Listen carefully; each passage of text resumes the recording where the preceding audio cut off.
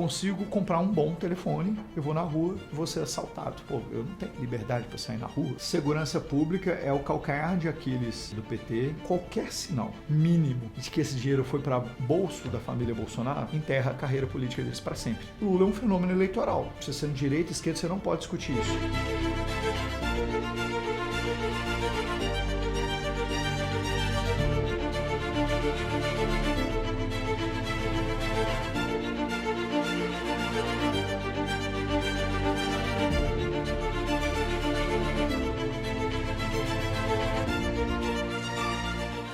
Olá, investidor e investidora, seja muito bem-vindo a mais um podcast aqui da Suno Valor em Pauta, onde tentamos traduzir assuntos complexos de maneira didática para conectar você ao mercado financeiro de maneira simples. Além do mercado financeiro, é claro, cientistas políticos, gestores, economistas e, é claro, um estrategista político. Hoje temos um convidado muito especial, principalmente em ano eleitoral. Mas antes de apresentá-lo, como sempre, do meu lado, Rafael Pérez. Fala, Rafa, beleza? Fala, Sung. Fala, pessoal. Hoje vai ser tema quente, né? Vamos falar de política, vai ser bem interessante. Eu acho que é o tema do momento, né? Então vai ser bem legal. Então, sem mais delongas, Roberto Reis, estrategista político, muito obrigado e seja muito bem-vindo aqui ao Valor em Pauta. Muito obrigado toda a família Suno aí, obrigado pela audiência. Espero contribuir no tema que eu vi em diversas pesquisas é a principal preocupação do empresário investidor esse ano. E sempre que a gente começa aqui a aquecer os motores, a gente sempre pergunta para o convidado quem que é Roberto Reis. Sou estrategista eleitoral. Há 27 anos eu faço campanha eleitoral. Eu nunca fiz outra coisa na vida. Basicamente, comecei minha carreira assim. Então, eu elegi governadores, senadores, já trabalhei em campanhas presidenciáveis, já trabalhei para clubes de futebol, para entidades, para a OAB. Onde tem eleição, eu estava lá trabalhando. Então, eu entendo desse jogo, entendo principalmente o jogo dos bastidores, que eu acho que é o que o empresário mais gosta de saber. Como acontece, né? Não tem informação pública sobre isso aí. E nesse aspecto, eu entendo que a gente baixa um pouco a ansiedade do que pode acontecer numa eleição. Quando a gente conversa um pouco para conhecer você melhor, no seu LinkedIn você fala que um dos seus papéis e o jogo político tem a ver mais com pôquer. Você consegue explicar para a gente qual que é a ideia do pôquer no cenário eleitoral? Nós vemos muita analogia de xadrez político. A gente usa muito esse pôquer. Esse padrão. Só que veja bem, num tabuleiro de xadrez, todas as informações já estão ali, as peças já estão ali e as regras são conhecidas. O pôquer, ele traz um elemento do desconhecido. Você vê o seu jogo, você não vê o jogo do seu adversário e você não vê as cartas que estão por vir. Por isso não é exato. Até mesmo um par de as, que é favorito no pôquer, 80% das vezes ele pode perder. Acontece parecido na política, ou seja, as informações vão sendo complementadas no meio do caminho. Até entendo que o empresário tem uma dificuldade de lidar com isso. Não é uma ciência exata, no meio do caminho vão ter surpresa, principalmente no Brasil, que há facadas, aviões caem, né? O cenário base está montado, mas elementos vão fazendo com que distorções ali possam mudar uma coisa ou outra. O pôquer é isso, ele tem um elemento surpresa e nem sempre o jogo favorito pode sair vencedor no final. Essa é a analogia que eu faço para a política. E você, só para o Rafa, se quiser depois perguntar, mas só por curiosidade, se eu fizesse uma analogia, qual foi a eleição que você deu all-in? No fundo, assim, que foi a mais desafiadora, que você colocou as fichas na mesa e ganhou? A eleição que eu tive mais felicidade de acompanhar, eu pude colaborar, foi 2018, Romeu Zema. Por quê? Porque nós tínhamos elementos em pesquisas qualitativas. Se você me permitir, eu explico um pouco do que tratam as pesquisas qualitativas, que a gente via uma grande chance da terceira via ganhar. Só que o problema, o Zema estava com 1% dos votos naquele momento. Faltando 20 dias para o segundo turno, ele estava com 1% e os dois líderes estavam ali, um com 25%, outro com 23%.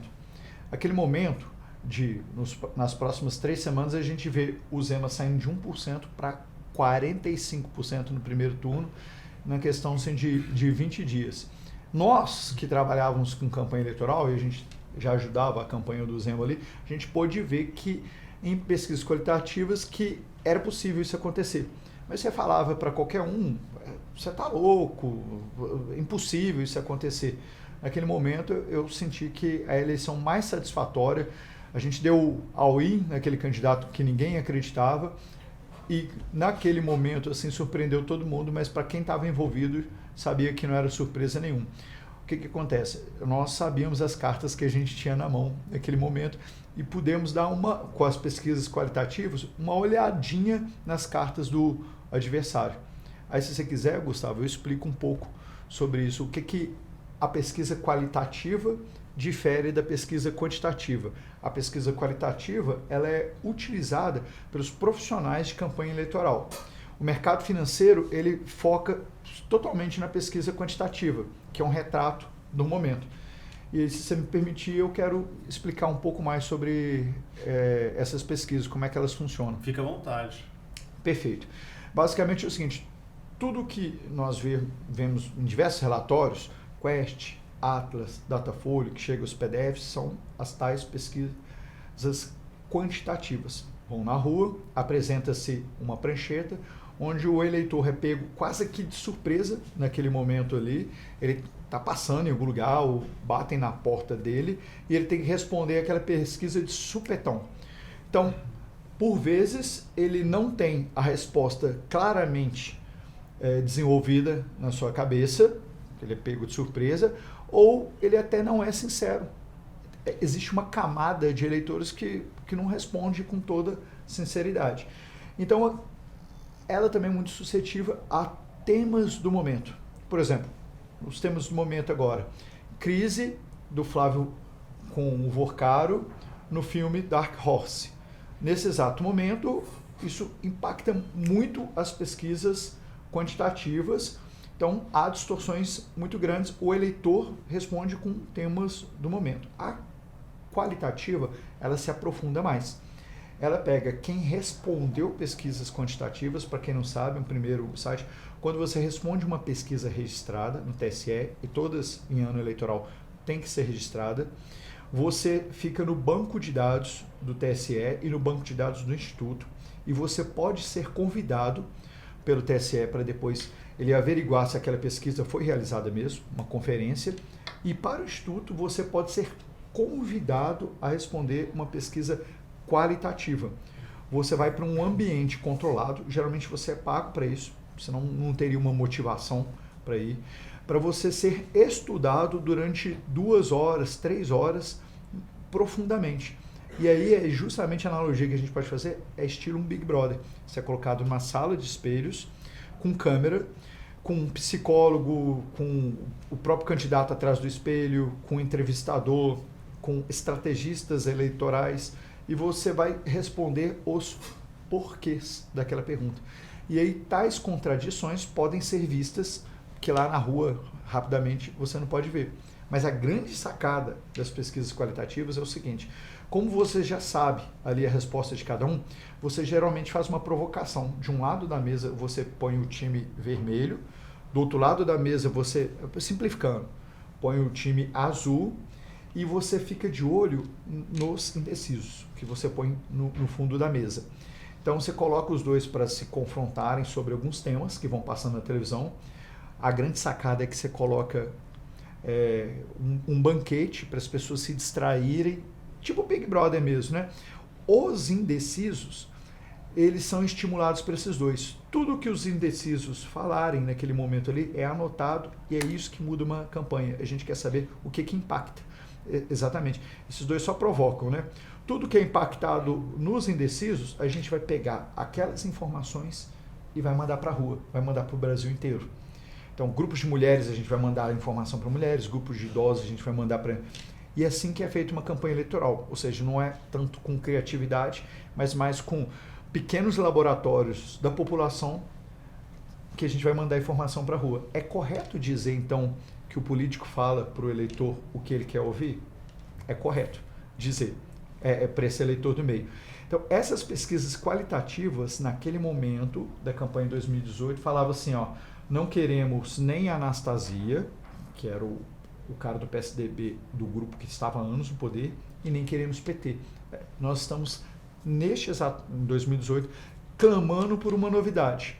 Só que essa novidade ainda não tinha aparecido.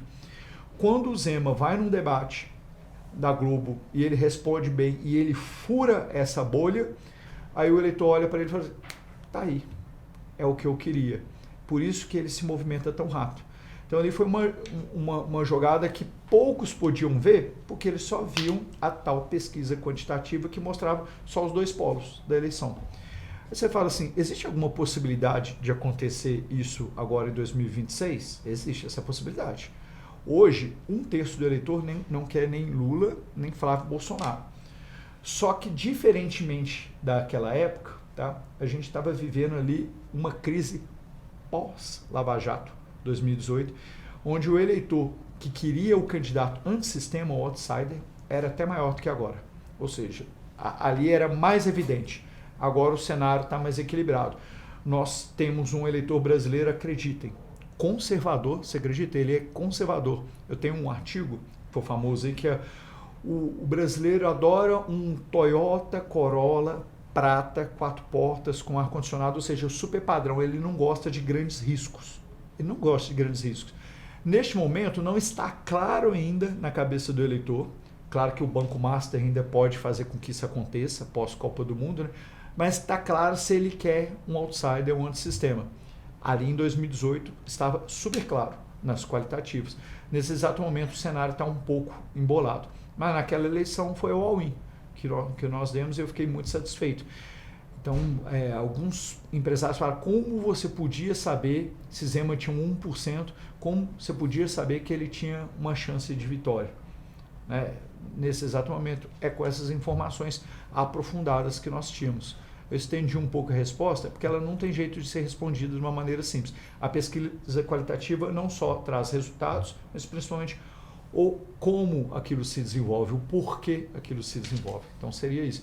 Eu acho que o mercado negligencia isso.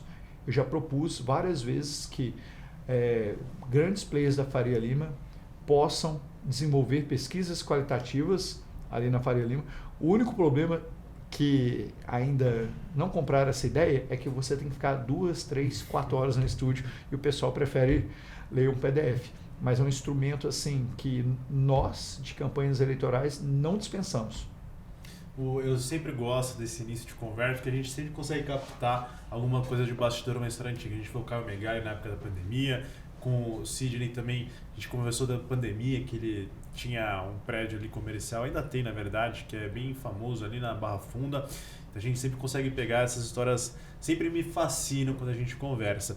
Rafa, se quiser... Deixa eu agora começar aqui, trazer um pouco a conversa. E eu quero até dar um exemplo, né? O podcast do Felipe Nunes, no assunto, ele explica mais ou menos como funciona uma pesquisa qualitativa. Ele dá alguns exemplos ali, como é que a Quest faz, como é que isso tem impacto. É bem interessante, vai justamente nessa linha que você comentou. E o livro do Jairo Nicolau, O País Dividido, ele vai comentar justamente isso que você fala, né? O Brasil é um país conservador. Ele vai trazer alguns dados bem legais para justamente trazer isso que você trouxe. Mas eu queria trazer... Excelentes exemplos. Esse exemplo, então, eu li recentemente, é um livro muito bom. O Jairo Nicolau, professor da FGV, é um cara muito bom. E eu queria trazer a discussão agora para aquela questão de você ter 27 anos de experiência. Muita coisa, assim, é quase a idade da nossa democracia. Né? E eu acho que isso mostra que tem uma visão muito rica sobre o processo eleitoral e político brasileiro. E eu queria saber justamente isso, nesses 27 anos, o que você mais tirou, aprendeu em relação à política brasileira, né, esse processo eleitoral e sobre o Brasil? Né? O que mais você aprendeu, o que mais você pode trazer para a gente entender essa política brasileira? Né? Perfeito. Uma das coisas é o seguinte, é mais fácil você fazer campanha de oposição do que campanha de situação. Quem trabalha com campanha eleitoral sempre vai ter mais facilidade em bater do que defender. Outros padrões, eu vou trazer aqui. Quando você é nota 6 para cima no seu governo, você tem facilidade de reeleição. E aí vamos trazer qual que é a nota do Lula hoje, se nós arredondarmos, né? É uma nota 5. Ou seja, ele está lutando para chegar na nota 6. De 6 para cima, ele é favorito para a reeleição. Hoje ele é nota 5. Mesmo com a melhora recente de todos os seus programas sociais que ele reforçou, lançou, numa média de um a cada 3 dias nos últimos meses. Mesmo com a crise da direita, com o áudio do Flávio Bolsonaro, nesse exato momento, numa média de pesquisas eleitorais, ele é nota 5, ou seja, ele está um ponto abaixo. Ele está indo, antigamente, eu não sei se tem hoje em dia, mas ele está indo para recuperação, né? Que quando você chegava próximo assim, você ainda tinha uma chance de fazer alguma coisa para recuperar. Ele já teve nota 4, tá? Nos piores momentos de pesquisas agora, que vou pôr aqui, março e abril, ele estava pior do que isso. Ou seja, então quer dizer que é o seguinte, não está definido, mas ele ainda não se salva, né? Ou seja, é diferente do favoritismo que as pessoas falaram. E como é que a gente sabe disso? 27 anos de campanha eleitoral, você vê esse padrão. Então, quando você chega dá um exemplo claro, Tarcísio, que as pesquisas mostram que ele está numa nota 7. Eu vou simplificar assim. Sim. Reeleição. Se você está na nota outra, reeleição, primeiro turno. Né? Você tem esse padrão.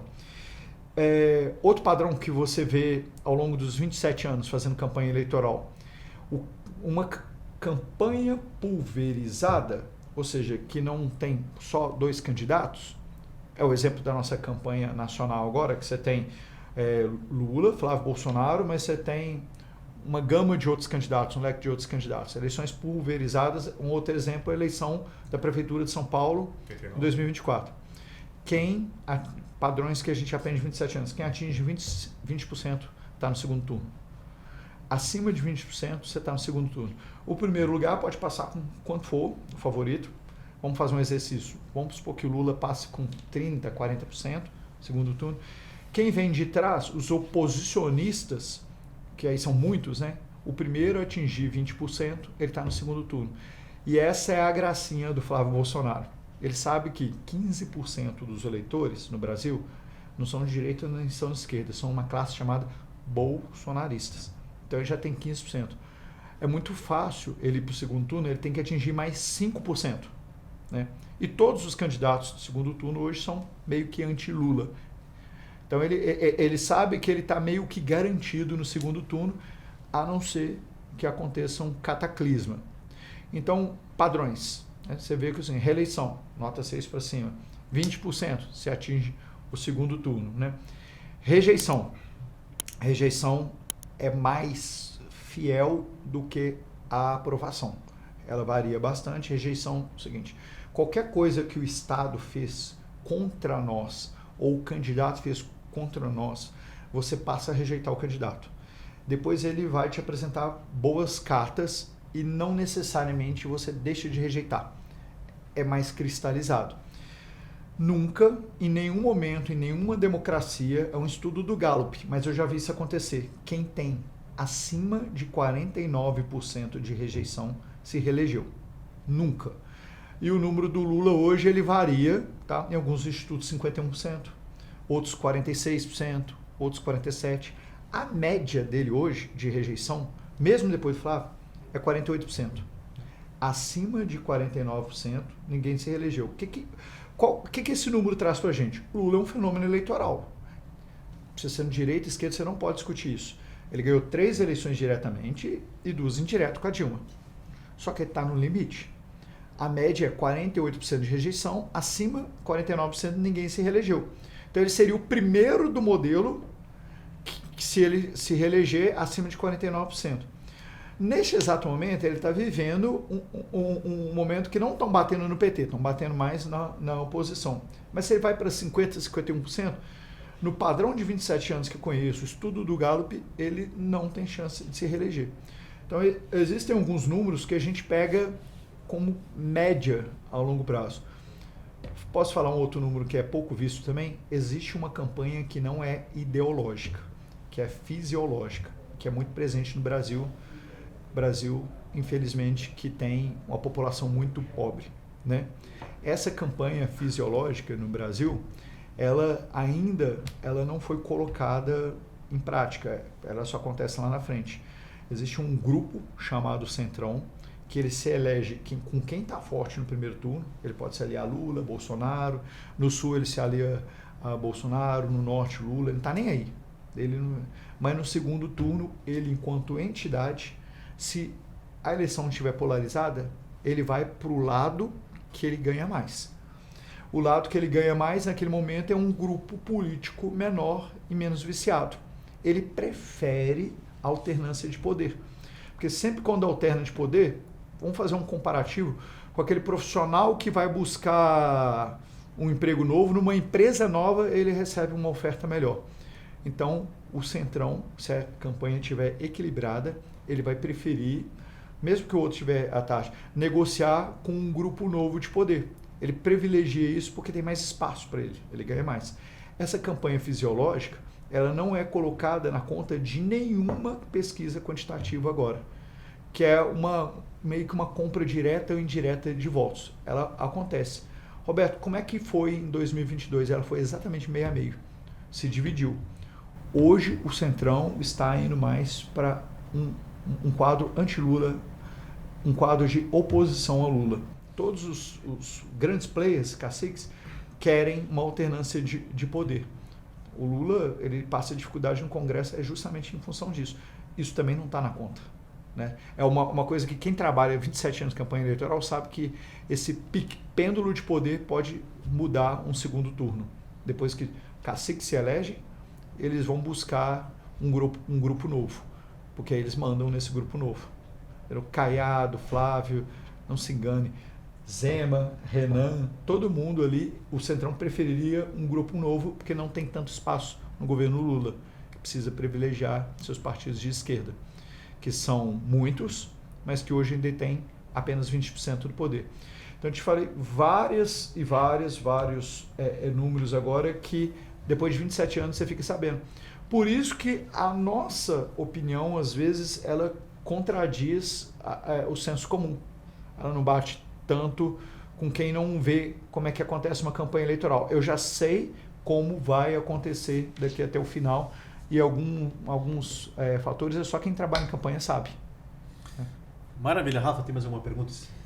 Eu acho que a gente podia ir para essa linha mestra, né, que você comentou, que é se a gente consegue traçar, né, para compreender melhor o cenário político nos últimos anos, para frente, uma linha mestra, né, se existe uma narrativa mais coerente, a gente vive aí um ciclo de rupturas. Enfim, eu queria ver, eu sei que você comenta muito dessa questão, assim, dos ciclos políticos, né, a gente está meio, talvez seja invertido, enfim, queria entender um pouco melhor essa questão. Só para também complementar a pergunta, eu sei que você preparou para a gente uns slides, e aí o pessoal de casa pode ficar tranquilo que a gente vai ampliar aqui para vocês enxergarem melhor, mas as pessoas ficam muito envolvidas na foto, que saiu pesquisa, tá lá nos meios de notícia, Lula subiu ou caiu, Flávio subiu ou caiu, só que eu acho que existe sempre um pano de fundo muito maior em que a gente precisa compreender para enxergar o que está acontecendo hoje. E eu participei de uma palestra que você trouxe isso, eu acho que vai ser muito expositivo e importante para as pessoas que nos assistem. Vai ilustrar melhor, acho que talvez essa questão. Perfeito, isso é importante.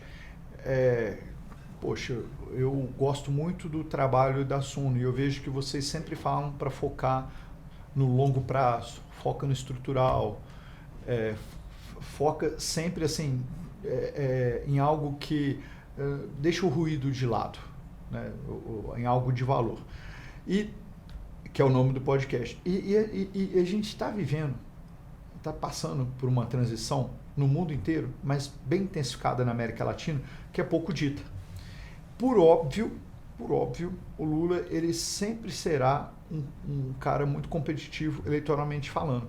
Mas essas mudanças estruturais aqui, elas jogam contra o modelo que o PT sempre pregou. Gostaria de tentar explicar assim, uma resposta mais longa é difícil de explicar. Então a gente faz um desenho, você viu lá na palestra, para simplificar isso aí. No longo prazo político, nós temos algo que a gente chama de demandas democráticas. Uma nação, ela não vive só com uma vontade. Ela tem uma fome no momento, que depois de satisfeita, ela vai para outra fome, que depois de satisfeita, ela vai para outra fome. Por exemplo, crescimento é uma necessidade que a gente sempre quer que o país esteja crescendo.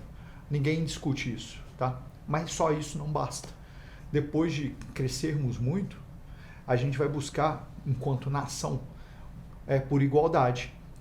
Que aí tem vários nomes para isso. Diminuir o abismo entre classes sociais, colocar o pobre no orçamento, que é o que o Lula usa, né? Neste momento, que pode durar muito tempo, tem muita literatura sobre isso, partidos de esquerda, ou seja, partidos progressistas, costumam se dar bem. As suas pautas têm aderência com isso aí. A gente viu isso acontecer na Europa, na América Latina. É uma verdadeira onda de programas sociais que trazem inclusão. Porque quem está pagando imposto ali e quem cresceu, necessariamente vai ser cobrado pelos governos, né? Diga que, cara, divida um pouco com a população. É onde que o Estado cresce. Neste momento, o Brasil está passando por um ciclo desse e no fim desse ciclo. Depois desse ciclo, geralmente, a gente vai buscar por liberdade. Até coloquei liberdade econômica aqui para vocês fazerem uma correlação com o mercado. Se vocês forem olhar aqueles gráficos de bear market, bull market do mercado, vocês vão ver uma correlação com isso aqui. Isso acontece no mundo inteiro. Mas em algumas democracias mais sólidas e maduras, digamos assim, esse swing acontece em prazos menores. Nos Estados Unidos é muito claro. Os republicanos sempre vão pregar mais liberdade e crescimento, deixando para os democratas sempre a partir de crescimento e igualdade. Isso lá, de tempos em tempos, assim, vocês vão vendo assim, azul, vermelho e oxigenando a cabeça do eleitor. Mas a gente tem exemplos históricos. Eu gosto de citar esse exemplo aqui, que ele é o mais absurdo de todos. A Inglaterra, pós-Segunda Guerra Mundial, estava sendo reconstruída com um plano Marshall. Muita grana. E a gente tinha um herói de guerra, que era unânime lá. Ele vem e perde para o Labour, que é o Partido Trabalhista deles. Basicamente é o PT deles lá. Que encampa as pautas sociais durante muitos e muitos anos. Winston Churchill consegue perder para eles. Mas depois de explorar muito esse modelo, eles entregam o poder para Margaret Thatcher. Essa, um ícone da liberdade econômica. E ali completa esse ciclo. Mas a gente tem uns vizinhos, e se a gente vê claramente, a Argentina, ela, sexta economia do mundo, riquíssima, e aí o peronismo assume poder, explora o ciclo social máximo, a população clama por mudanças e traz o Macri.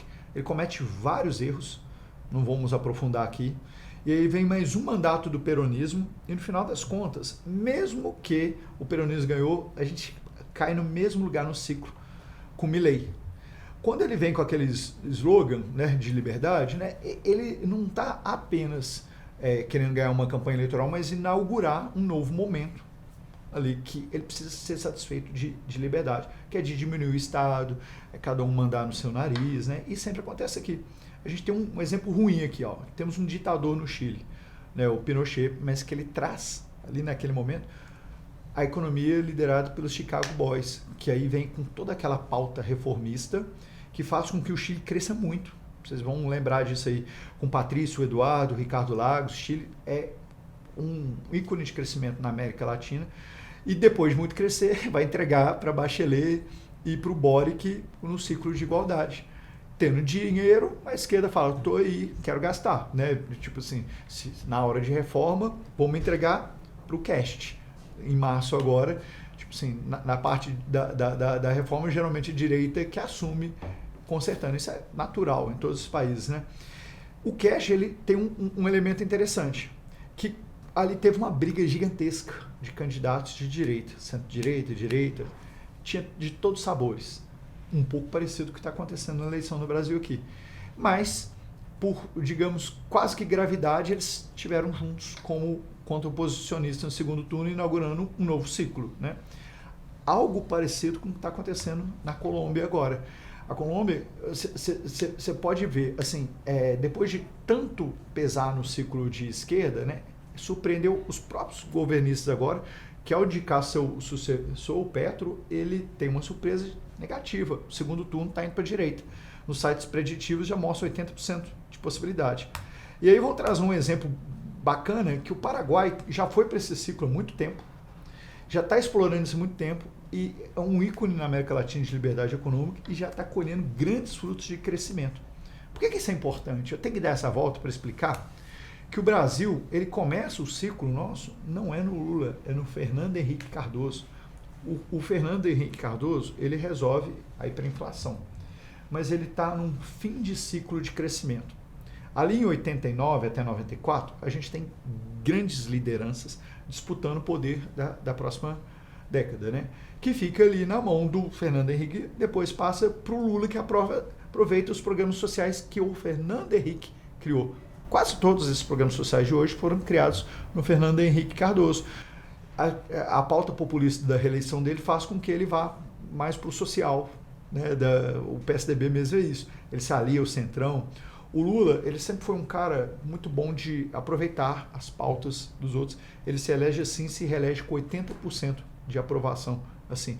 Aquela primeira campanha de 89 que ele já participa era um prenúncio de algo que vinha acontecer. Vários caras de esquerda que tinham ali naquele momento disputando poder, Lula se sobressai depois nos próximos anos, com 80% de aprovação no ciclo de commodities, depois elege sua sucessora assim e reelege sua sucessora assim. Agora, o importante, 2014, esse modelo já começa a ficar saturado aqui no Brasil. Já temos uma sociedade dividida. Aquela eleição de 51%, 49%. Se a gente não tivesse um cara com tanta rejeição, como a gente tem agora, com tanta rejeição, a gente podia mudar de modelo. Quando Dilma, que fica fraca, ela tem a reprovação recorde e ela toma impeachment, vemos uns caras do Centrão assumir, Centrão, Bolsonaro e Temer. Eles vieram do Centrão. Só que já com pauta reformista. Em pesquisa já mostrava, Estado tinha que diminuir. Eles cometem erros no caminho, Lula é eleito de novo, que é um bom produto eleitoral fora de época. O Lula ele não consegue mais falar com a sociedade como antes. E ele próprio admite, os petistas admitem isso. E aí, esses dias eu estava saindo de um shopping lá em Belo Horizonte, aí vem uma menina falando assim, que estava empreendendo, que abriu uma empresa, tinha CNPJ, e estava contratando já uma pessoa, e ela vendia doce no sinal. Isso é um prenúncio da sociedade, o que é o mercado de trabalho amanhã. Não é só uma menina. Ela quer mandar no seu próprio nariz. Depois, se você quiser, eu vou passar esse vídeo, vou tentar passar ele aqui para ver se a gente pega o áudio, né? Vou passar, mas eu posso exportar para vocês. Joia, meu nome é Stephanie. Stephanie, quantos anos você tem? Tenho 23. Hoje, qual é o seu sonho e o que você busca? Bom, quero abrir meu próprio negócio. Eu acredito que para mim vai ser mais rentável do que trabalhar de CLT e ganhar um salário mínimo, digamos assim.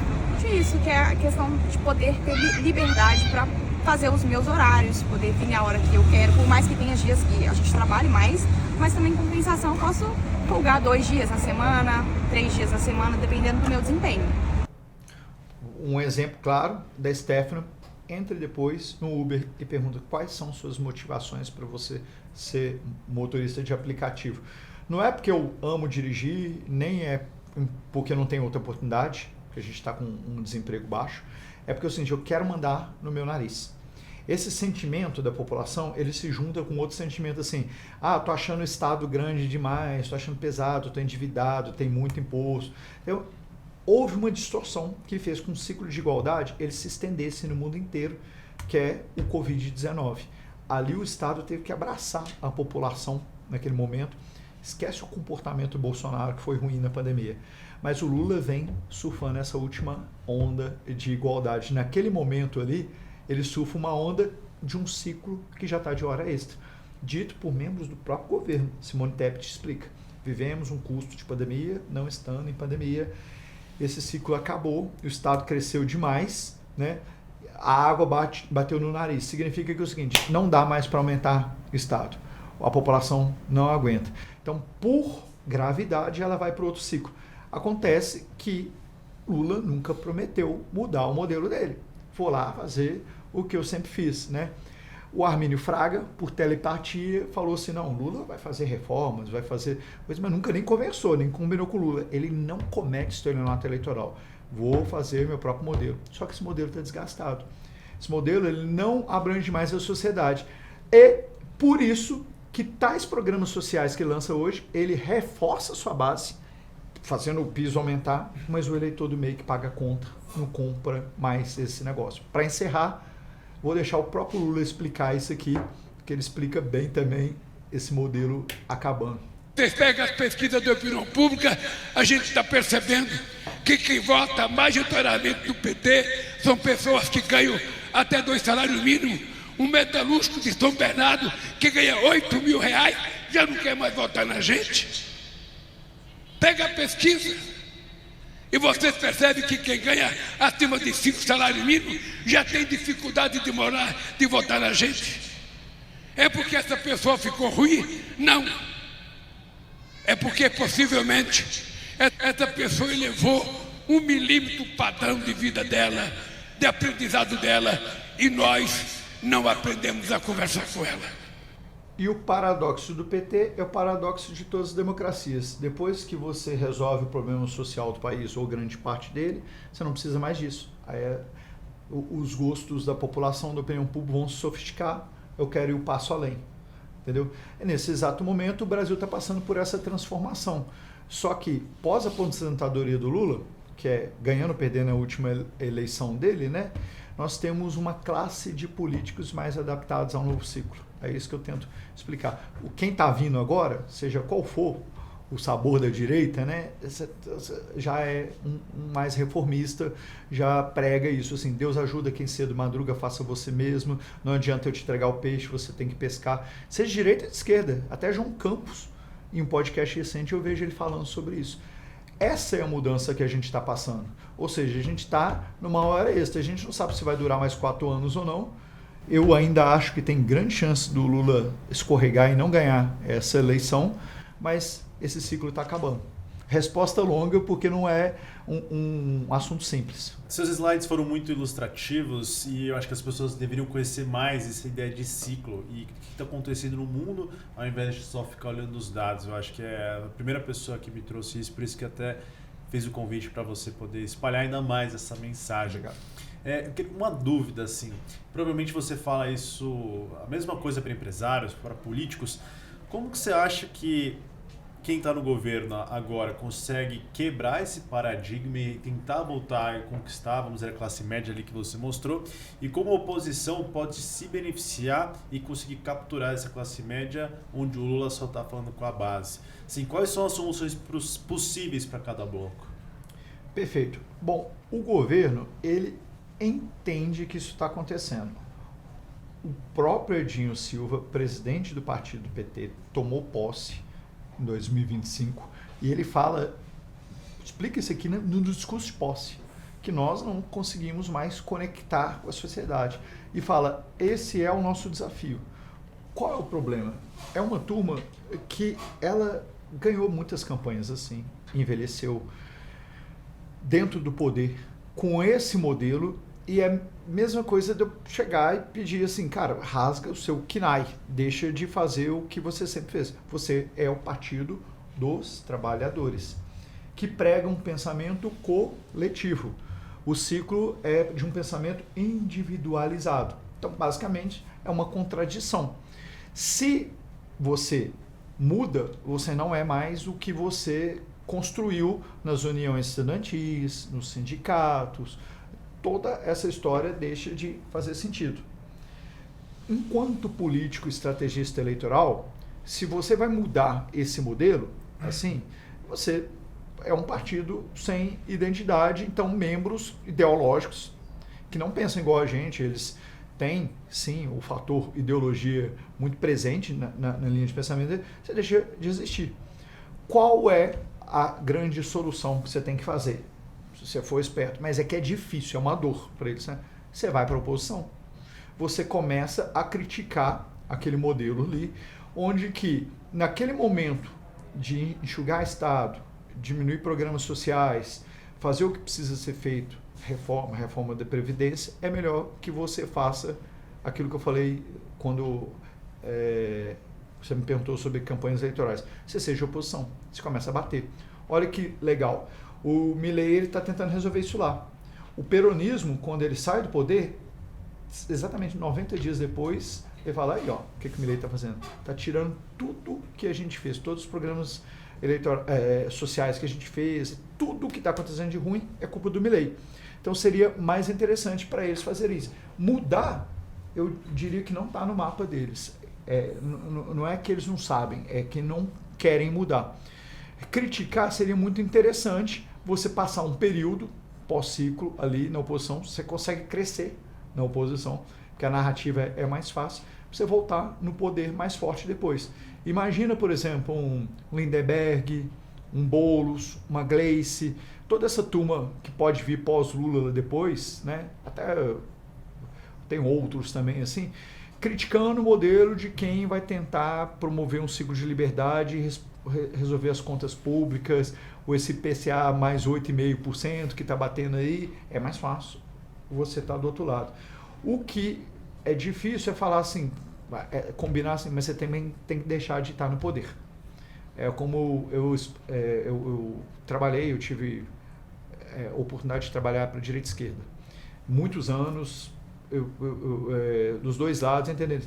E aí eu conversei com uns caras que são ligados ao governo atual, que são meus amigos lá das campanhas que eu pude fornecer para eles naquele momento lá. Eles falam assim, tudo bem, mas quem vai contar isso para a Janja? Como assim quem vai contar isso para a Janja? Assim, faz sentido, beleza, tal, mas um grupo em torno do Lula, e nem diria tanto o Lula, não quer deixar o poder, né? Porque só fazem isso. Ontem eu conversei com um cara que ele é um guru aí do comportamento humano. Ele falou o seguinte, o cara de direita, ele tem 1001 possibilidades caso o seu projeto eleitoral não dê certo. Vai empreender, montar uma empresa, vai fazer várias coisas. O intelectual de esquerda ali, que está envolvido com política, ele só tem isso na vida. Então aquela turma que está no governo, saindo, não tem muita outra coisa para fazer. O próprio Haddad já disse, se eu perder eu vou ser professor. Nenhum demérito a professor, mas ele não vai pegar e vai usar todo esse network que ele fez, toda essa construção para fazer, sei lá, uma empresa de consultoria. Não, os caras pensam ali, eles nasceram dentro da política, cresceram na política e vão na política. Então assim, não há na cabeça deles um plano de oficial assim, de não estar no poder. Mas até para o PT, numa mudança de ciclo, vamos falar claramente, seria legal eles ficarem na oposição durante alguns anos, mas não vai acontecer, né? Agora, a direita, como pode explorar isso? Ela está explorando, cada um à sua maneira.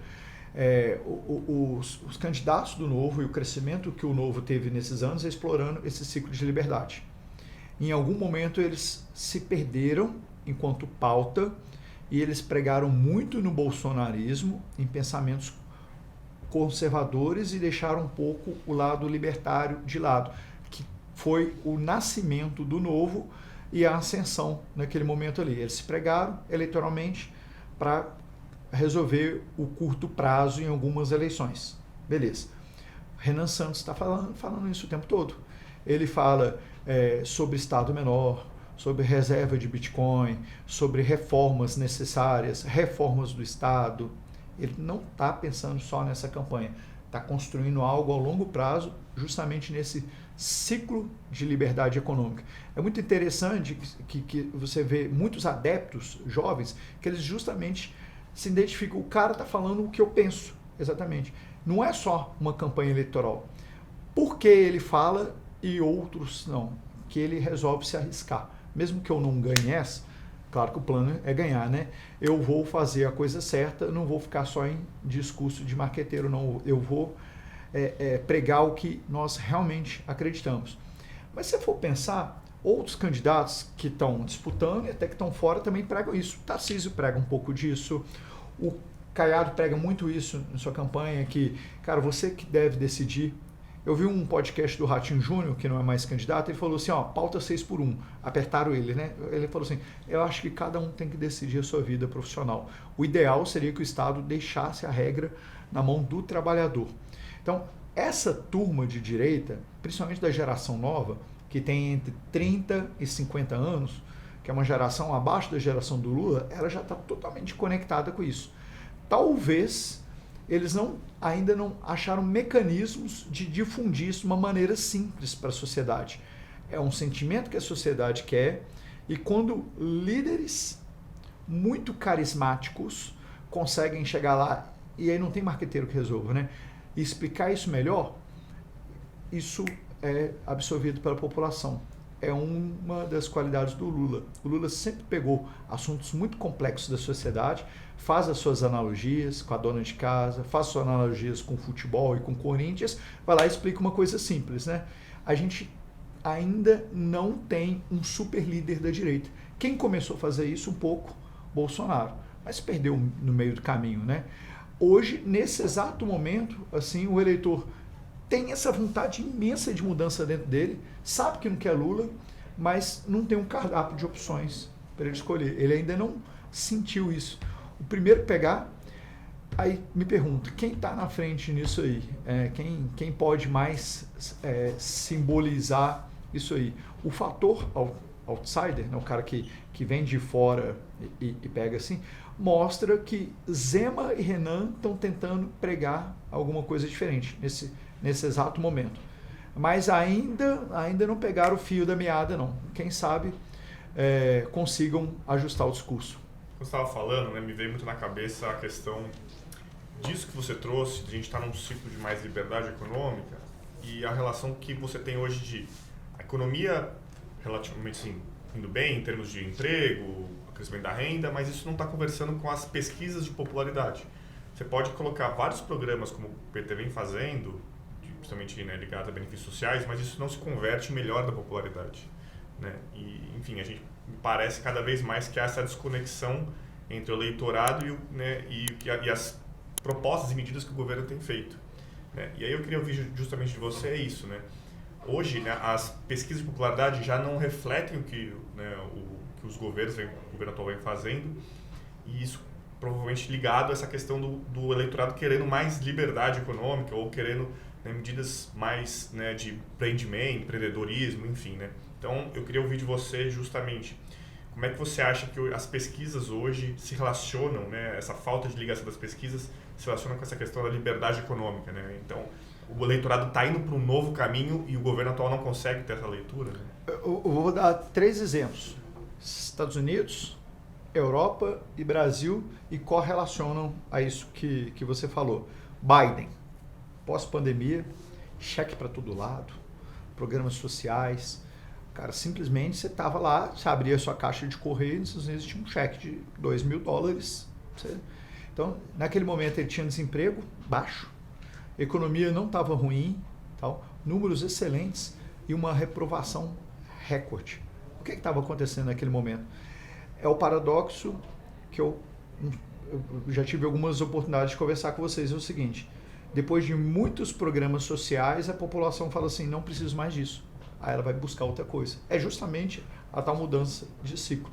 Se o Estado te abraça e resolve todo digamos assim, os seus problemas e necessidades básicas, aí eu quero uma outra coisa. Então, o paradoxo é, quanto mais se resolve questões sociais, menos vão preocupar. O Lula falou isso, né? Naquele vídeo ali que eu falei para vocês. Então, foi difícil para os democratas entenderem isso. Até eles entenderem por que o Trump vem numa ascensão e a gente fez, teoricamente, um bom governo e a gente não está conseguindo passar isso para a população. Algo parecido do que aconteceu na Europa. Depois de tanto focar nessas pautas na Europa, os estados crescendo, mais impostos, mais programas sociais, tal, a gente está tendo uma onda de não reeleição na Europa toda. É mais ou menos isso. Cara, a gente tem bons números, como não dá para se reeleger? E eu escutei isso, e vocês devem ter escutado também, o PT está passando por isso também. Peraí, a gente tem bom desemprego. Os índices, aí a gente pode discutir ou não se o trabalho do Portman no IBGE é bom ou não, mas assim, nós temos bons índices na cabeça deles, assim, temos tudo assim, mas a gente está muito longe do Lula 1 e do Lula 2.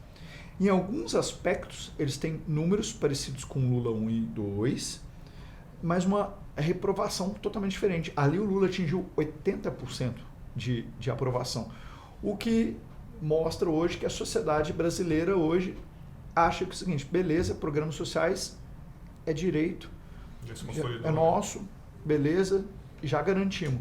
O que a gente quer? O próximo passo. E aí a gente pode até aprofundar isso em detalhes.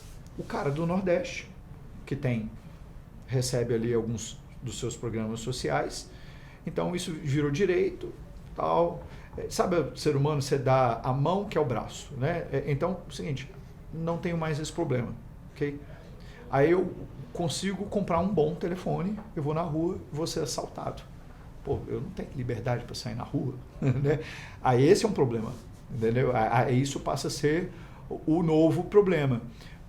Beleza, então estou bem aqui, vou fazer aqui, por exemplo, um PJ e começar a prestar um serviço, e aí mete lá uma quantidade de imposto que eu não estava acostumado a pagar. Puxa, mas é caro, hein, fazer isso aqui, né?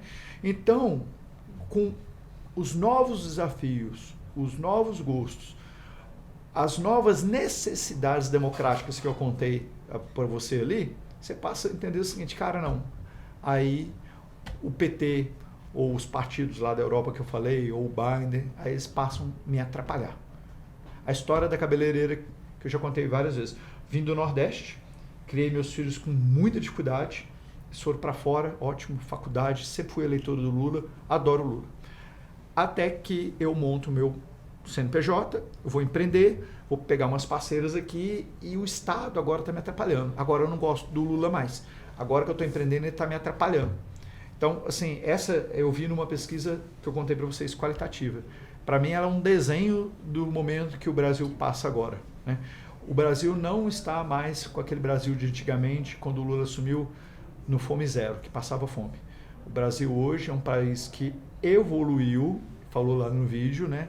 E não precisa mais de programas sociais e, consecutivamente, não precisa mais do modelo do PT.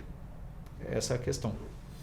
Você comentou um ponto, acho que é importante, eu vou tentar puxar aqui, que é o problema da segurança, como você bem trouxe, por exemplo, de uma pessoa querer sair na rua e ter o celular furtado. Esse você acha que é um ponto essencial no debate que vai se iniciar pós-Copa do Mundo, ou durante, dependendo da que a gente está divulgando esse podcast? Quais outros temas, dado que a economia, de certa forma, nas pesquisas, acho que está terceiro, quarto lugar ali de maiores preocupações, primeiro é segurança pública. Você acha que o caminho do debate vai ser por aí? Segurança pública é o calcanhar de Aquiles do PT, um tema específico, paralelo a esse econômico macro que a gente está falando, porque ele pega numa contradição de 25 anos do PT, com falas esquisitas do Lula, falando que às vezes o jovem vai roubar porque não tem oportunidade, não pode se criminalizar um menino muito novo que roubou, às vezes, para tomar uma cervejinha. A sociedade machucada vê isso assim como, puxa, está protegendo quem nos está machucando, né? Então a gente não tem a autonomia que a gente quer, não adianta ter dinheiro, a gente sai na rua e a população mais carente sofre mais com isso. Um cara que já não é eleitor do Lula, com uma classe social mais avantajada, ele já não vota no Lula, não estou falando, ele mesmo falou ali no vídeo, mas aí, vamos supor, ele tem um celular roubado, vai crescer a indignação dele, mas ele tem um backup na nuvem, o iCloud, ele vai recuperar ali, ele vai comprar outro celular, não vai afetar ele economicamente. Agora vamos falar a realidade do classe média e do pobre. Roubou um celular é uma coisa muito cara, é algo caro e difícil, e ele tem celular sofisticado hoje.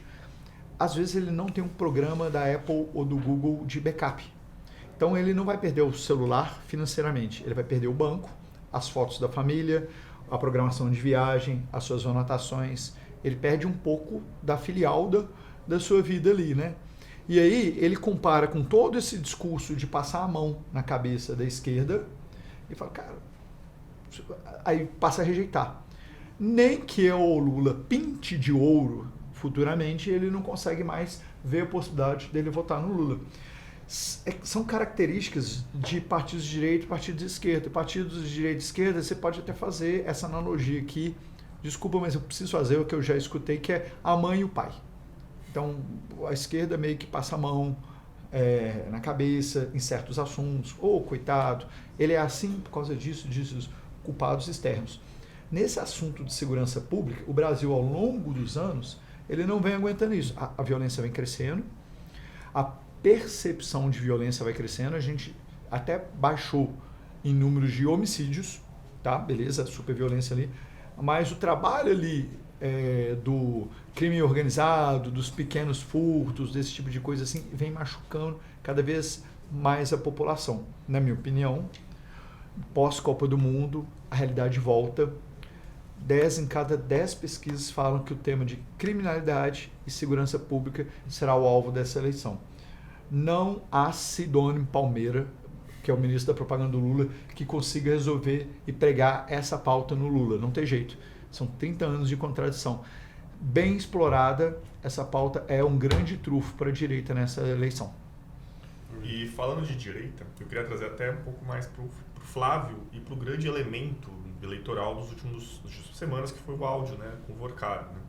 E aí eu queria entender, né, na sua visão, né, isso trouxe obviamente muito impacto para a campanha do Flávio. Você, como estrategista, né, eleitoral, que tem muita experiência, qual você acha que deveria ser a estratégia do Flávio depois desse acontecimento e como é que você acha que isso pode impactar a eleição daqui para frente, né? Esse é o grande elemento até agora, talvez tenha mais, né, nos próximos meses, mas por enquanto essa virou a grande pauta. Mas como é que você acha que o Flávio deveria lidar com isso, né, dado que teve um impacto muito grande para ele? Interessante, porque é o seguinte, havíamos, até alguns dias atrás, 3 pautas totalmente contraproducentes para a campanha de esquerda. A gente falou aqui, vamos falar 3 Cs agora, criminalidade, né? A segunda pauta, só para ilustrar aqui, para não ficar em dúvida, né, é crédito. Brasil, 80% das famílias estão endividadas e as propostas do governo para essa eleição agora não resolvem o problema, é que elas adiam dívida, renegociam dívida, trazem um carnê futuro. Não é igual antigamente, onde o governo tinha dinheiro, dava dinheiro em campanha eleitoral. Hoje ele oferece assim, se endivide novamente e a população percebe isso. Então, crédito não vai resolver, 80%, juros estratosféricos, tal, beleza. A terceira pauta que batia contra o governo, por ele ser incumbente, por estar no poder, o terceiro C, é corrupção. Com o áudio do Flávio, equilibra corrupção. A corrupção estava mais no governo, no PT, que sempre que há um problema de corrupção, bate mais em quem está no poder. A corrupção é ligada mais a quem está no poder, ao sistema. Um exemplo claro, Dilma, Lava Jato, ela herda toda a rejeição da corrupção. Mas na prática, que fica entre nós assim, o que ela foi acusada de corrupção? Ela nada, mas a rejeição da corrupção cai no governo dela, né? Isso estava no colo do Lula. Com o áudio do Flávio, isso se equilibra. Então vai, os dois lados, não, eu vi numa qualitativa, não são flor que se cheire. Então, tá, dos dois lados. Aí, outros temas, eles tendem a desequilibrar esse jogo. Não mais corrupção. Corrupção é um elemento que o Flávio poderia lutar e encampar como seu e não pode mais. Ah, se é, se não é, se é, não tem jeito. O que a gente está falando é percepção e narrativa. Na percepção e narrativa, ele se equilibra no mesmo balaio do Lula agora. Mesmo que daqui a pouco tenha alguns outros escândalos do PT da Bahia, no Banco Master, eles estão todos, também escutei na qualitativa, todos farinha do mesmo saco. Então vamos ver outros temas nesse momento. Isso é um presentão para o PT nesse momento. O que ocorre é o seguinte, a gente está num país polarizado. Então, há cientistas políticos que defendem que, mesmo que seus candidatos tenham grandes defeitos e desvios, o país, por estar polarizado, o cara ainda não deixa de comprar o seu candidato. É o famoso meu malvado favorito. Vá lá e destrua o meu adversário, que é um pouco o que o eleitor quer, né? Então, assim, não é meu candidato dos sonhos, eu já vi isso, mas eu quero que ele derrote o outro lado. Eu já escutei também. Então, por polarização, Flávio tem base forte, Lula tem base forte.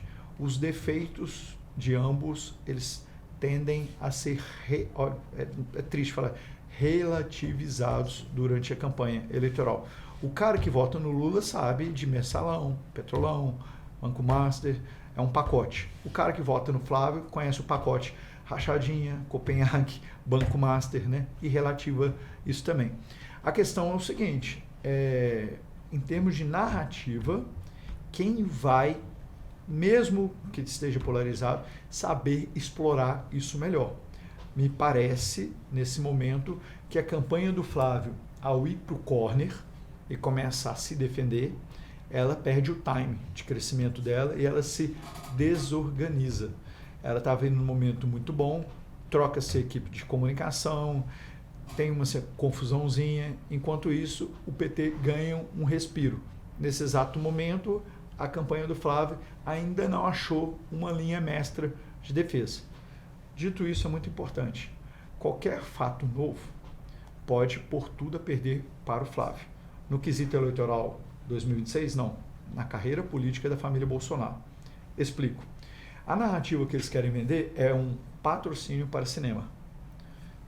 Só que ainda não resolveu isso aqui, porque primeiro que eles pediram um tempo para explicar essas coisas em torno de 30 dias. A produtora e o que eles falam tem uma contradição muito grande para onde foi tanto dinheiro. Esse dinheiro ainda não foi explicado. Qualquer sinal mínimo de que esse dinheiro foi para bolso da família Bolsonaro enterra a carreira política deles para sempre. Por exemplo, os adversários dele falam que o filme é só uma lavagem de dinheiro do esquema Rio Previdência que teve lá com Cláudio Castro, no PL lá no Rio. Então, alguns adversários falam isso aí. E que o filme é um instrumento para conduzir esse dinheiro através do Vorcar. Digamos que isso seja comprovado, acabou a carreira política deles. Dito por eles, a gente tem acesso a algumas pessoas. Não tem isso. O máximo já chegou, é isso mesmo, a narrativa. Mas esses são os mesmos que diziam que Flávio não tinha nenhum tipo de contato com o Banco Master. Ou seja, não dá para acreditar. Eu, Roberto, não ponho a mão no fogo. Não ponho a mão no fogo. Quero ver. Mas também dou o benefício da dúvida. Vamos aguardar. O que eu entendo é que, numa eleição polarizada, e cada um fala uma coisa, vamos aguardar uns 30, 40 dias. Qual é o prazo? 15 de agosto de 2026, pós-Copa do Mundo. É o prazo final para que a gente tenha, enquanto eleitores, o cardápio real de candidatos, que é o prazo final de convenções e que os partidos têm ou não que lançar seus candidatos. Até lá, aqui é o país que tem facada, cai avião, tudo pode acontecer, inclusive uma crise do Banco Master ligada ao PT da Bahia, que ainda não explodiu. A gente vai precisar aguardar para tirar conclusões reais. Alguns já falam como definitivo a inviabilidade do Flávio. Eu prefiro entender que isso ainda tem que ser melhor apurado. Eu ia falar se alguém ia desistir, mas essa pergunta é melhor, já foi meio que respondida agora. Perdão, mas é até interessante. Essa campanha é diferente. Não temos definido ainda nem os candidatos da direita devido a isso, nem o Lula, que ele ainda briga com sua rejeição. Ele tem melhorado, tá? Tem saído bem no seu para-casa, mas ainda está em zona proibida, mesmo com as confusões da direita. E se ele piorar, ele pode capitular. Em que sentido? Assim, imagina, depois que você lançar todos os seus programas sociais, bateção de cabeça da direita, áudio do Flávio, aí você vem a piorar, por exemplo, depois da Copa do Mundo. É um problemaço. Ainda tem tempo para ele piorar, porque os números deles ainda estão no campo negativo. E por que não é uma eleição definida? Além de direita e esquerda terem certa indefinição, os partidos do Centrão estão neutros nesse momento, os grandes caciques. Os dois motivos. Todo mundo vê fraquezas e fortalezas no Lula e Flávio, então eles não estão com o pé firme, e eles gostam de ter o pé firme, porque eles querem estar no próximo poder. E segundo, o seguinte acontecendo no momento no Brasil agora, que é assim, quem é a próxima vítima do Banco Master? Ninguém quer se aliar ao outro com medo do que vai acontecer amanhã. Isso está totalmente sem controle. Então a gente tem uma campanha que, faltando 4 meses, ela está absolutamente sem quadros definidos. Difícil, hein? Difícil. E aí o mercado financeiro quer uma definição agora e não vai acontecer. 15 de agosto. Tem que aguardar. Tem um ponto que, para acho que encerrar o bloco, que a gente está quase 1 horinha já de conversa, mas eu queria tentar trazer, a gente falou muito de Flávio e do Lula, mas tem um personagem que a gente fala de vez em quando e puxa, que é Congresso. Lula atualmente tem uma grande dificuldade de governabilidade, tem mais aproximação com o Hugo Mota, hoje está um pouco mais ríspido com o Alcolumbre, que é do Senado. Mas a gente viu que ao longo dos últimos 2 anos, principalmente de 24 para frente, o Lula teve grande dificuldade de governabilidade, teve que gastar muito capital político, emendas parlamentares. Você ao longo da nossa conversa, trouxe aqui que o Centrão ainda está na dúvida e ele gosta de mudanças porque realmente você abre o poder de negociações. E que eu acho que o Centrão, de certa forma, perdeu um pouco em relação ao governo Lula, esse protagonismo por questões aí de políticas, questões de orçamento, que o Lula sempre bateu muito na questão das emendas. Como que você está enxergando essa luta pelo Congresso? Você acha que vai continuar mais à direita? O desenho que a gente está vendo eleitoral para senadores, como aqui no São Paulo, Simone Tebet, Marina Silva, como que você está vendo esse desenho? Você acha que o governo, a esquerda, consegue recuperar um pouco do terreno ou a direita, de fato, vai continuar essa tendência nos últimos anos? Tá. O Lula ele vem perdendo cada vez mais o poder no Congresso. Ficou bem claro na aprovação do Messias, que é o primeiro em 130 anos que não é aprovado, indicado pelo presidente, ministro do STF. Também na pauta de 6x1 agora, ele está tomando um baile do Alcolumbre, que está fazendo uma certa hora com ele. Alguns fatores para isso. Primeiro que é o seguinte, o Congresso, ao longo do tempo, ele está cada vez mais à direita. Tá? Pode-se chamar como uma capa de direita, porque tem gente que fala, não são os verdadeiros valores da direita, mas eles preferem se posicionar assim. Hoje, declaradamente, 50% do Congresso é de direita, 25% de esquerda e 25% de centro. Isso em pesquisa do Estadão. É muito significativa essa mudança. Qual que é a tendência para a próxima campanha? Aumentar. Isso.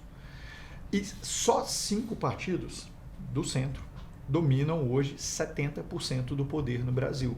Uma concentração gigantesca. Pra você ter uma ideia, 65% dos deputados vêm de 5 partidos que são do centrão. PL, PSD, UP, que é uma federação que uniu União Brasil e PP, Republicanos e MDB.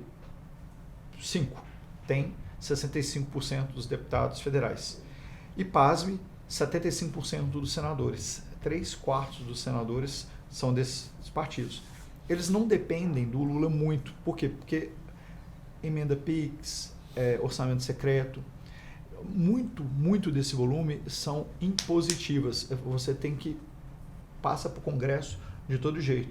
Enquanto o governo, você pode travar, dificultar aqui e tal, mas eles vão receber. Isso vem acontecendo desde Dilma, onde o poder de benesses, de distribuição de bondades à população, vai saindo aos poucos do governo federal e indo para o Congresso. Saindo do governo federal e indo para o Congresso, no Brasil inteiro. Aí a gente tem aquelas distorções malucas assim. Bondades hoje, está quase numa casa de 9/1. 65 bi para o Congresso, 6 bi de bondades para o governo federal. Esse jogo mudou lá do Lula 1 e 2, que ele tinha capilaridade de distribuição. Isso deixa ele revoltado, ou seja, não pode fazer muito nada, né? Esses caras pegam essa verba toda e distribuem para a sua base eleitoral com critério, assim, o que é melhor para eu me reeleger. E com 70% do poder, é difícil mudarem isso. Governos do estado, eles têm 17 dos 27 estados. Capitais, eles têm 20, 75% também. Cidades, eles têm 4.054 de 5.568 cidades. Eles têm 70% também. Então, quem manda no Brasil hoje é o Centrão. Eles estão ali para saber se eles vão de camisa vermelha ou camisa azul, para ver onde que eles ganham mais. Mas, basicamente, eles que mandam.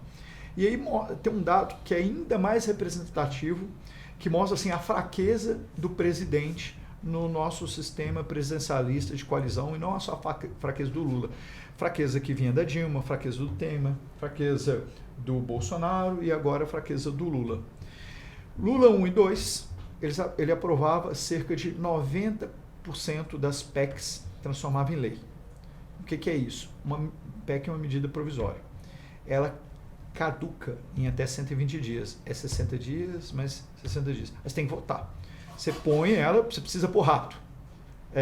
Como que você põe? Aí 120 dias você tem que votar ela. Né? Lula conseguia transformar 90% em lei. Já na Dilma, ela caiu muito, governo fraco, 75% em lei. Bolsonaro e Temer, 55% a 60% em lei. Lula 3, que transformou em lei as PECs, 18%. Ou seja, não manda mais nada, ele está lá, o Centrão, bom, você faz o que a gente quer que você faça. E aí tem esse aspecto. se o Centrão e o Congresso estará mais forte ainda, mais concentrado o poder em poucos partidos, o próximo presidente, seja ele qual for, está na mão desses caras. Entendeu? Então, assim, vai ter que negociar com esses caras de todo jeito. Qual é a questão? Né? É que eles sabem assim, que com Lula é duríssimo negociar. Com qualquer outro cara que entra é muito mais fácil negociar. Porque é um grupo novo, tem mais espaço. Né? Então, hoje, basicamente, o Lula é um governo que eu escutei em Brasília, moribundo. Ele é o que a gente quer que seja até um certo momento. Né? Essa turma, hoje, esses 5, vamos falar em nomes. Um é o PL do Valdemar Costa Neto. Ele está na direita. Outro é Republicanos, que é o partido da ascensão evangélica no poder, da Igreja Universal, do Edir Macedo, de pastores, muitos ali, e do Tarcísio, que quer ser candidato em 2030. Também não é Lula, né? Kassab, todo mundo tinha... Será que ele quer ir para a direita? Será que ele quer ir para a esquerda? Ao preterir entre Eduardo Leite, mais centro-esquerda, e Caiado que é ultradireita desde 89, antes da direita ser conhecida no Brasil, Kassab está dando a dica. Estou indo para a direita também. Né? MDB, que é o que as pessoas menos acham que é um partido que poderia estar indo para a direita. Por quê? Porque ele sempre foi dominado por caciques do Nordeste. Renan Calheiros, Barbalho, o Sarney, esses caras envelheceram, eles não estão mais no poder. A grande disputa recente, nos últimos 1 ano do MDB, tinha 2 grupos. O grupo da Tebet, que estava no PT, que ela era ministra do Planejamento, mas ela não tinha um grande trunfo na mão, ela tinha Ministério do Planejamento, não tem verba, não é o que o Centrão gosta, não tem jeito de gastar. E o grande empregador do MDB no Brasil é a Prefeitura de São Paulo, do Ricardo Nunes e Temer. Esses caras ganharam e expulsaram Simone Tebet do partido, que ela sai agora, e o Ricardo Nunes tão grato com o Tarcísio, que já foi para o lado do Tarcísio, e o MDB agora é o vice do Tarcísio. Foi para a direita silenciosamente, ninguém está falando disso. Então, desses 5 maiores partidos, todos foram para a direita. Todos já estão naquela questão do ciclo que eu falei, né? O Centrão ele vai mudando de camisa. O Valdemar Costa Neto, por exemplo, não é direita, é Centrão. Outrora ele escolheu o vice do Lula, o Zé Alencar. Ele só é visionário. Ele viu o Bolsonaro sem partido e com uma eleição de antecedência ele guinou para a direita. Ele já fez isso em 2022, agora, né, para colher os frutos. Né? Esses caras vão de acordo com a tendência e a onda. O PT não pode mudar, o PT é a esquerda. Né? Então existe hoje um grupo de políticos que não são ditos, que eles revezam poder entre si, mas eles sempre estão no poder. São 7 caras que detêm 80% do poder, são esses presidentes dos partidos. A questão é o seguinte, como não cabe todo mundo, eles deixam um ou outro de fora, 1 ou 2. Dessa vez eles estão tentando deixar o PT de fora. Sabe como é que Olavo e os bolsonaristas chamam teatro das tesouras? Que é como se fosse o seguinte, tudo muda para tudo ficar muito parecido como está. Mas na verdade esses caras vão estar lá no poder. Hoje a preferência deles é que mudasse o Lula. Se não der, beleza, vão com o Lula mais um mandato. Mas não é que eles têm problema com isso, não. Mas eles querem mais espaço, um grupo novo. Eu queria trazer para a conversa essa questão do pós-26, né? E pensando, vamos lá, assim, se a oposição ganhasse, a gente talvez saiba mais ou menos o que esperar em termos de política econômica, de algumas medidas. Essa questão da segurança pública vai vir muito forte, muito provavelmente teriam medidas nesse sentido. Mas o que eu queria ouvir de você era numa possível vitória do Lula agora, né? Em 2026, o que a gente poderia esperar desse Lula que ganharia um 4º mandato?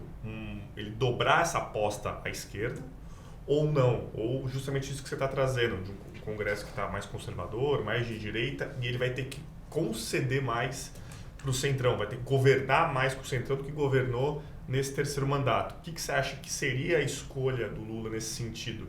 Porque o cenário é muito difícil, né? A população está mudando, o ciclo eleitoral é diferente, o Congresso está mais jogando do outro lado, né, do muro. Como é que a gente poderia ver um Lula ganhando essa eleição? O que você esperaria dele em termos de, enfim, trajetória? Né? Bom, o Lula está mais enrascado se ele ganhar do que se ele perder. Eu explico. né? Depois dessa explicação, vamos ver se bate. Primeiro, ciclo de demandas democráticas está mudando, eu pude explicar isso para vocês, a população mudou, cada vez mais ele vai sentir uma desconexão dele com a sociedade. Não há um programa que não vai ao vivo que ele não reclame, por exemplo, do comportamento do eleitor que fica só no telefone. Não é que ele não tem WhatsApp, ele não tem nem telefone. Sim. Então, assim, gerações mudaram e ele não consegue ver isso aí. Então, primeira coisa, geracional, ele é um cara de 81 anos de idade, onde ele começou a fazer política num outro modelo, não tem jeito de mudar. Segundo, que é o seguinte, geopoliticamente, ele está isolado. A América Latina, até 5 anos atrás, era toda de amigos dele, todos de esquerda. Na Argentina, Colômbia, Chile, Bolívia, tudo. A eleição de toda a América Latina está indo para a direita. Com pouquíssimas exceções, o Lula está completamente isolado. E onde não tem eleição? Não tem lá na Venezuela, né? Também arrancaram o amigo do Lula de lá, né? E no mundo inteiro, com exceção da China, na Europa, diversos líderes que ele era amigo estão perdendo a eleição. No Irã, o líder amigo dele não está mais lá. Geopoliticamente, ele está isolado. Tanto é que quanto tempo vocês não veem o Lula falando mais sobre BRICS? Já tem mais ou menos quase um ano que ele não fala mais sobre esse assunto, porque o assunto esfriou até a China, até a Índia. Ela fez vários acordos agora com os Estados Unidos, deixando o BRICS de lado, né? Esse assunto morreu. Quanto tempo vocês não veem mais o Lula falando sobre desdolarização? Não tem mais esse assunto, que era a pauta dele, né? Ele pregava isso. Ou seja, super isolado geopoliticamente e geracionalmente. Agora vamos falar no cenário local. Problema com o Centrão, que eu falei aí com vocês agora, né? O Congresso será mais de direita, o Senado será mais de direita, tudo vai ser mais difícil para ele e ele tem que conceder. Só que, tira isso, a conta chegou. O Brasil vive um custo de pandemia, não estando em pandemia. Então, teoricamente, ele terá que fazer reformas. Se ele fizer as reformas que se fazem necessárias, qual que é o problema? Você tem Lula 1, 2 e 3 distribuindo benesses. Você vai para o Lula 4 e você vai fazer a reforma. Enquanto político, você só é lembrado do seu último mandato. É a cabeça do eleitor. Você só é lembrado da sua última participação. Digamos que é uma série política. Uma série política. Eu já falei sobre isso aí. Lula 1, tirei o Brasil da fome. Lula 2, apresentei o Brasil para o mundo no ciclo de commodities. Eu era o cara do Obama, né? Projetei o Brasil para o mundo. Saiu naquela revista, né? Isso, exatamente. Aí o Lula 3, ele estava na dúvida se ia participar ou não. Outros poderes ajudaram e ele resolve participar. E a grande narrativa dele, eu salvei o Brasil e salvei a democracia, na cabeça dele, né? Um Lula 4, o filme, fiz o ajuste fiscal que o Brasil precisava, fiz a nova reforma da Previdência, diminuí os gastos públicos, horrível, né? Então, ele também, qual que seria uma pauta dele, né? Eu escrevi um artigo que fala assim que a última rodada, que ele agora está distribuindo um volume imenso de programas sociais e aumentando outros, para deixar a conta para alguém, tá nítido. Porque se você levanta da mesa antes de pagar, os outros que vão pagar lá no momento. Então tem gente que ainda fala assim, que o Lula não completaria um possível 4º mandato, isso é no campo de especulação, deixando a conta para o seu vice, o Geraldo Alckmin. Na hora de pagar, paga aí, companheiro, né? Por quê? Porque se ele fizer o que precisa ser feito, e qualquer outro presidente que assumir precisa ser feito, que é diminuir o custo do Estado, não dá para aumentar imposto mais, ele vai perder muita popularidade, muito parecido com o que o Temer perdeu, né? E só há uma solução para isso, e que o Lula não pode resolver, que é o seguinte: para o eleitor, você não adianta tirar uma coisa, você vai perder popularidade, você tem que entregar outra. A direita tinha um plano para isso, ou tem um plano para isso. Vou fazer as reformas necessárias para o Brasil e vou entregar na outra mão segurança pública. A grande pauta de segurança pública transformadora no Brasil para fazer o Brasil ficar mais seguro. Poxa, eu tive que diminuir programas sociais, mas segurança pública que não custa tanto dinheiro, é mais atitude, né? É mais vontade, eu estou entregando aqui e aí a população fica tranquila. O Lula não pode entregar segurança pública. Ele não é da natureza dele entregar segurança pública. Também não tem essa saída. Então a gente está vendo assim, se ele ganha, um Lula com muito pouco, ainda mais que o orçamento é discricionário, muito pouco margem de manobra. É um governo muito inchado, um transatlântico, né? Preso ali sem poder fazer muita coisa. Então, assim, eu não sei qual é o plano deles se eles vierem ganhar a campanha, né? Eu tenho amigos da política que falam o seguinte: você tem que ter sempre um tema para o seu mandato. Você sempre põe um tema para o seu mandato. A construção da campanha eleitoral do Lula agora não consegue buscar esse tema. Eles falam em soberania. Mas sabe qual é o problema de soberania? É o seguinte, a gente não é evoluído, por exemplo, com o Canadá, que isso pegou, Austrália. Nós temos problemas mais básicos. A direita fala, você não tem soberania de sair com o seu celular na rua, você está preocupado com soberania nacional. Esse tema não pega também a partir do momento que você vai lá e sai numa foto com o Trump, apertando a mão dele, tá tudo bem, assim, você não tá contra o Trump desse jeito também. Então ele não tem meio que uma pauta. O pós-2027 é um problema para qualquer presidente que venha assumir, principalmente pela conta pública. Para o Lula é um problema em dobro. Maravilha, a gente já está chegando aí nas considerações finais. Tem 2 perguntinhas, depois a gente sempre pede as recomendações. Mas se você pudesse fazer uma recomendação para o eleitor brasileiro, não para o político, mas para o eleitor, para essas eleições, dar os primeiros passos, entender quem são os candidatos, aonde buscar, onde se informar nesse mundo que a gente está com muita informação, a gente tem que separar o que é informação boa do ruído, dos fundamentos. Pensando para as eleições, qual seria uma recomendação para o eleitor brasileiro? Primeiro é o seguinte, politicamente nós não vivemos uma batalha real sobre direita e esquerda, não é isso. A batalha real é sobre contribuinte e político que gasta. Então, eu falo para meus amigos, para empresários, que é o seguinte, para nós é o seguinte, não é o político que vai salvar a vida dele. O que nós deveríamos buscar é um servidor público de qualidade e tão somente isso. Então a gente devia votar com critérios e não ter camisa. Seria o ideal, né? Não é assim que funciona, senão até não teria a minha profissão. O que o eleitor quer é um herói e principalmente um vilão do outro lado, para que justifique as suas derrotas pessoais no vilão e tenha um herói, veja bem, que você fica acampado, seja na Polícia Federal pós-Lava Jato ou no quartel pós-eleição de 2002. Uma parcela do eleitor que é um herói, o que é um erro, né? Ele tem camisa de um lado ou de outro. Assim. Vamos buscar um servidor público de qualidade, né? E aí, nesse aspecto, eu tenho uma boa notícia, que é o seguinte, a longo prazo o Brasil está melhorando. Eu começo a fazer campanha eleitoral há 27 anos, no tempo dos coronéis políticos. E ali era bem pior do que hoje, tempo de Maluf, Newton Cardoso, ACM Avô, né? Nós temos uma geração que entrou na política agora, que vem da iniciativa privada, que está dando seus primeiros passos, assim, que quer um Brasil melhor, que entra ali na política para tentar fazer uma diferença, que tem um nível de aprovação muito grande, né? Vários governadores, vários parlamentares, que tem um componente ideológico, que quer mudar o Brasil. Então, assim, seja 2026, seja 2030, eu estou falando numa aposentadoria de um modelo político agora. O Lula é a última eleição dele, né? Essa nova geração de políticos é uma geração de políticos muito boa, que vai disputar o poder nos próximos anos.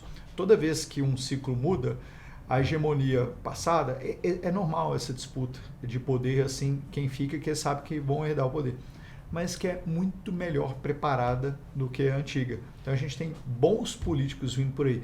E eu não estou falando nem daqueles muito novos, que além de vêm da iniciativa privada, serem alguns empresários, outros ainda são influencers, que estão mais conectados à sociedade ainda. Ou seja, temos uma boa geração. O que ocorre é que a mudança política, numa democracia nova, como a gente, acontece a longo prazo e às vezes não é sentida. Mas o Brasil está melhorando, o Brasil avançou mais e vai avançar muito mais nos próximos anos. Quando eu falo em mudança de ciclo, é o seguinte, Sabe que o eleitor experimentou assim, de 2 anos de Temer e 4 anos de Bolsonaro, que teve uma questão de pandemia no caminho, mas de grandes reformas, juros baixos, crescimento em determinado momento ali. Imagina você experimentar isso 20, 30, 40 anos. Como diz um amigo meu, o Brasil está fadado a dar certo. Olhe com otimismo a longo prazo, apesar dos ruídos do curto prazo. Essa é a minha mensagem. Maravilha, Rafa. Quer perguntar as grandes recomendações? Acho que ele encerrou a fala dele de forma magistral. E aí eu queria trazer as perguntas que são as mais difíceis normalmente, que é uma recomendação de livro, uma de filme, uma de restaurante e outra de música. E aí de livro, fica aberto, se você quiser de um tema de política, ou um livro que você gosta de outro tema, enfim, fica bem livre a escolha. Eu vou aproveitar para contar uma coisa sobre o livro. Essas mudanças de vontades democráticas que acontecem, a gente tem quase nada de literatura em português. Esses dias eu dei uma palestra para um cliente muito estudioso e falou: Roberto, adorei, eu quero entender sobre isso. Me passa os livros que você leu, ou em outros idiomas, ou aqui, que trazem referência disso, né? E aí eu cheguei numa conclusão muito difícil. Foram 20 livros para a gente chegar nessa conclusão. Então tem que ter um livro sobre esse tema. Aí me propus, eu vou escrever isso com muita profundidade, para entender com vários exemplos, vários países pelo mundo, para a gente ter uma obra assim, mais completa sobre isso. Quem já viu minha palestra sabe que, por exemplo, é uma palestra longa de 2 horas e eu passo uns 40 minutos só explicando sobre isso. No livro, a gente vai poder trazer isso com mais profundidade. A gente vai explicar. Então, não tem um livro ou outro. Se me permite, eu vou fazer propaganda que daqui uns... Pós-eleição, eu vou lançar isso aí. A outra pergunta que você tinha... Mas tem algum livro que você possa recomendar para as pessoas se interessarem mais por política? Sabe qual que é o livro que todo mundo adora conversar com política? Ele é mais antigo, mas ele é a porta de entrada. Porque ele é fininho e ele explica de uma maneira gostosa. É um papo de assim, você sentou, você toma um cafezinho, come um pão de queijo, escuta. Casos e Coisas, do Duda Mendonça. Esse livro, ele é assim, é outra época, né, gente? Não tinha internet, não tinha influencer, né? Mas ele explica assim a essência de uma campanha eleitoral. Muito sobre a pesquisa qualitativa, muito como construir um personagem. E já que a gente está num final de ciclo, segundo a minha opinião, ele vai começar o começo ali desse ciclo ali, como é que ele transformou o Lula em um bom produto para esse ciclo. Porque o Lula, no começo, ele não era, assim, ele tinha uma barba toda mal feita, aquele cabelão, assim, é um sindicalista que ele gritava, tal. O Duda Mendonça pega as pesquisas qualitativas e ele transforma o Lula em boa embalagem. Aí o Lula aprendeu, né? Ele, mesmo pós Duda Mendonça, passaram outros, o João Santana, o Sidônio, agora ele continuou seguindo a linha, né, desse aí. Então esse é o livro para introduzir no assunto. Diante desse livro aí, você vai querer buscar muitas outras referências, né? Um filme que você recomenda? Se vocês me permitem, eu vou indicar uma série, mas ela é em podcast, ela é em áudio. Que a gente também já tem uma recomendação de música podcast. Ah, que ótimo. Então vou nessa, porque essa aí é fundamental, o seguinte, porque em áudio você vai poder fazer outras coisas ali e pegar. Ela é pouquíssimo conhecida, ultrapassa. Esse jornalista aqui, o Luiz Costa Pinto, ele esteve em todos os momentos dos bastidores da queda do Collor no impeachment, ali no momento. E ele era o cara que, digamos assim, que foi brifado para pegar toda a crise política ali e ajudar a derrubar o Collor na ocasião. Com verdades, né? O Collor fez muitas coisas ruins. Por que isso aqui é legal, tá? Mostra exatamente como funciona o jogo político de Brasília, o calabouço de Brasília, como é que funcionam as crises, como é que elas são criadas, num momento que a gente se perdeu, que eu sinto muita falta, do jornalismo investigativo que tinha mais liberdade. Então aqui é uma aula, assim, para comunicadores, para gente de mercado, é uma delícia escutar aqui os bastidores. Eu vou te contar que se essa mesma turma hoje em dia estivesse trabalhando com essa liberdade, os políticos que a gente está vendo aí do Banco Master já estavam 100% presos. Né? É que na época a gente tinha mais liberdade para isso. Hoje, grandes grupos econômicos seguram isso aí, mas é uma série ilustrativa sobre isso. Vou Trapaça. começar a ouvir hoje, hein? Trapaça, interessante. vocês vão gostar. É mais uma. É a linguagem que eu gosto, sabe? Como que é? Papinho de boteco, assim, lentozinho, o cara contando casos, assim. Eu gosto do storytelling, da historinha, sabe? Uma coisa menos técnica, assim, pra gente passar o tempo mesmo, né? Pôr um pouco de entretenimento. Algum restaurante que você recomenda? É que você não é de São Paulo, mas toda vez que você vem para São Paulo... Ou em BH também, não tem problema. Eu sou um bom cozinheiro, tá? Todo mundo fala muito bem, assim, das minhas massas e meu risoto. Mas em BH é obrigatório uma passada raiz no Mercado Central. O nosso é mais especial, eu posso falar sobre isso. E qualquer restaurante do Léo Paixão. O cara tem alguns restaurantes lá, você pode procurar no Google, assim, manda muito bem e representa muito a nossa culinária lá. Essa seria a minha dica. E para finalizar, a gente tem o filme. O filme você não contou, mas um filme que não precisa ser de política. Pode também ser na mesma direção, né? Um filme que você poderia ver todo dia até o fim da sua vista. Filme, eu vou também colocar um fora do radar, polêmico, não é todo mundo que vai concordar comigo, mas é Ike, o Dia D. Que o Eisenhower, ele conta ali em primeira pessoa toda a preparação para o Dia D. É um filme de guerra, só que envolve muita política. Porque o cara teve que fazer acordo com Churchill, que era uma estrela na época, mais complicado de lidar, o relacionamento, né? E principalmente com Stalin, que ele tinha que combinar e coordenar isso tudo. Então é uma aula de política num filme de guerra.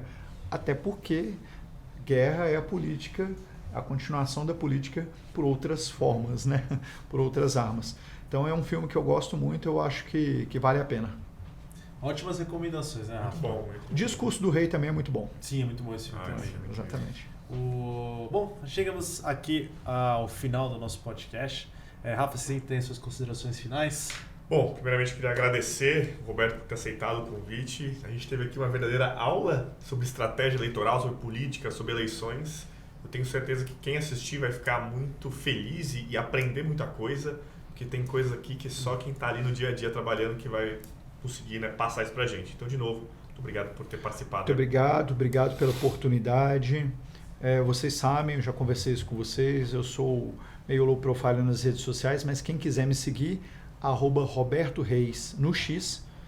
Vou em breve criar outras redes sociais também, o LinkedIn eu estou começando agora, mas @Roberto Reis no X e robertoreis.com.br, entre em contato comigo. Muito obrigado pela oportunidade, obrigado para toda a audiência aí da Suno.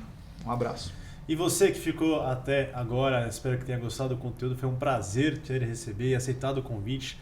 Queria agradecer aqui em nome da Suno. As portas sempre estarão abertas e principalmente quando você publicar o seu livro, o convite já está feito para você contar um pouquinho, fazer aqui uma propaganda, a gente conseguir espalhar essa aula que a gente teve hoje aqui, que foi muito importante para a gente compreender esse cenário eleitoral. Então, obrigado novamente para você que está conosco. Não se esqueça de deixar um like, se inscrever no canal. Você pode assistir a gente pelo YouTube e pelo Spotify. E é claro, nos vemos aí no próximo episódio. Forte abraço.